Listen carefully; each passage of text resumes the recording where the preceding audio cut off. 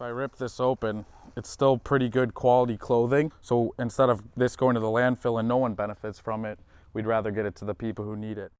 That we only collect 20% of the market in the United States. The other 80% is still going to the landfill. So it's something we're really trying to teach the economy about, is to rather recycle it than to throw it away. With our bins that we have, like I was saying before, it's all about accessibility. I could have bins in multiple parking lots to where there only might be a few donation stores along the way. So it's easier access for people to use. And as of right now, I said 80% still goes to the landfill. That's because it's easier access to throw it in your garbage can rather than to leave from your house with it and donate or recycle it somewhere else. So it's something we're trying to teach everybody about. Refabricate is a very important short documentary around sustainable fashion and the environment, very important topics for the film festival. It is a film by Brielle Barozzini. It explores several fashion creators and retailers in the North Carolina region of the United States of America. And each place that the filmmakers visit, they investigate the practices of the retailer around circular economy and sustainability in regards to the environment.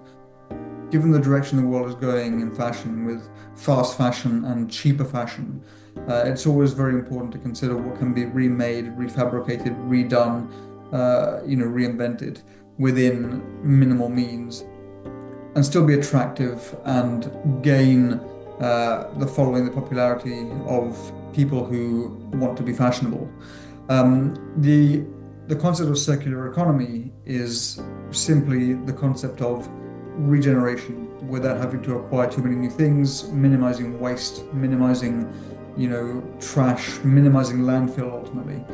And it's a minority of fashion retailers and fashion creators who actually think sustainably. When you're thinking about the dollar, you're thinking about what new things can come in, and how does the new trend out there fit what we can sell. Refabricating is about continuing the cycle, creating attractive pieces, creating things that ultimately the buyer wants to wear, wants to buy, but doing it in a very sustainable way so that we really take care of the issues that are often neglected and forgotten about when it comes to the decisions people make about what they want to wear.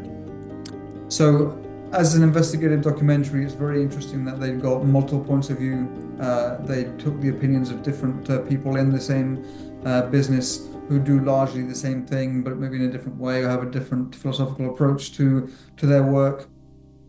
It's very fascinating how the filmmakers chose to interview and investigate a diverse range of retailers, who ultimately all focus on the same theme of work, which is sustainability and the environment, but they do in slightly different ways, and they have slightly different philosophical approaches too.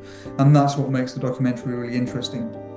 I think the documentary delivers a mix of facts and science, as well as the more visual and artsy approach to fashion, and tries to meet the needs of people who are, fashion curious, fashion interested, but also people who don't know anything about fashion, and maybe they didn't think that fashion was something that appealed to them at all, despite they have a need for, clothes, and the concept of refabrication could be useful to them as well.